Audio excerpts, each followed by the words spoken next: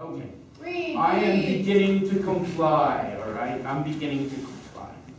I am beginning to comply with my invisibility, which means that I do not use my voice to re-insist that I am here.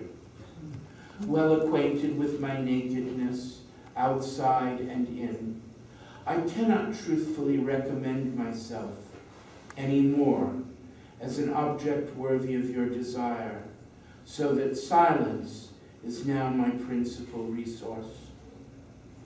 I am unable to believe I once used my hands and tongue as if to find a way into you. There were so many distances to cross and impediments to clear before the requisite seclusion and twilight could be accessed and exploited for our brief time of private pleasure.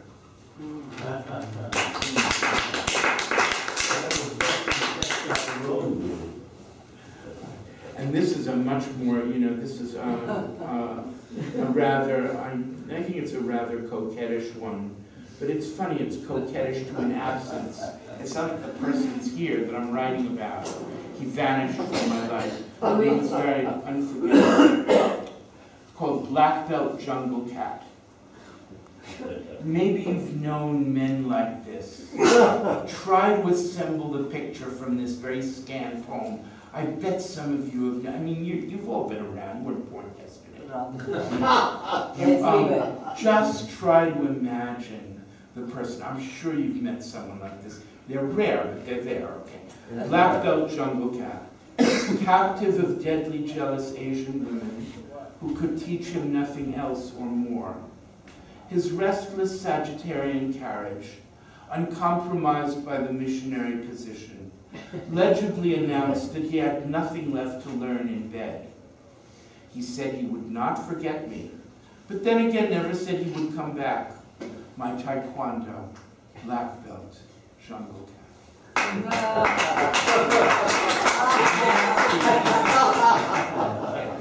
All right, and this one's a short one about Southern California. I don't know why I wrote it.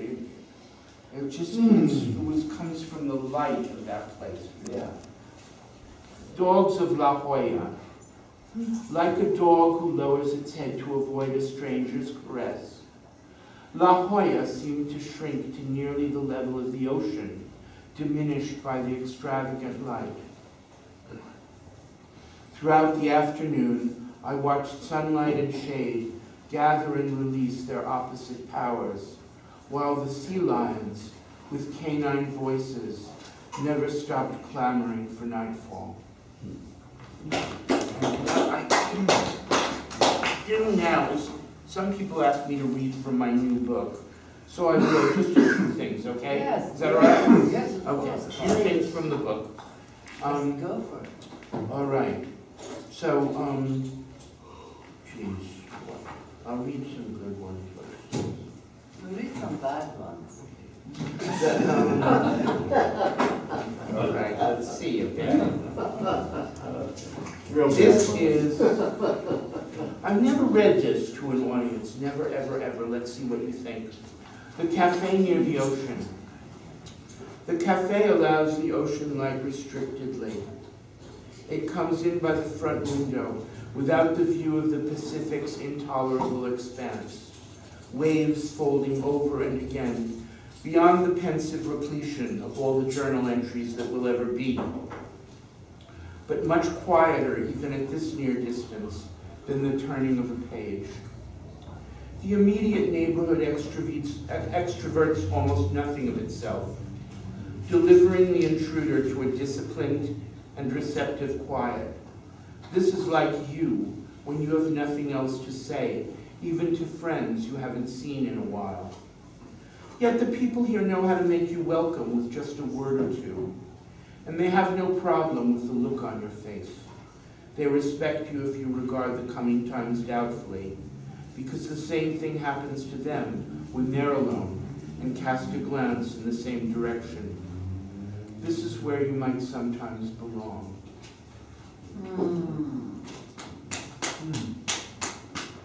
The Ferris wheel. For the time span of a classical sonata movement, I took my turn on the Ferris wheel.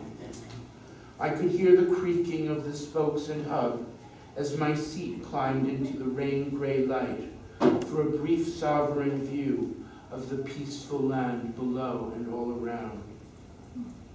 The time was long since past when childhood dreams of levitation placed me at a comparable altitude, with the same avian perspective of the clustered crowns of trees. I could only be as sure as I generally am that this was not another hopeful vision in and of my sleep.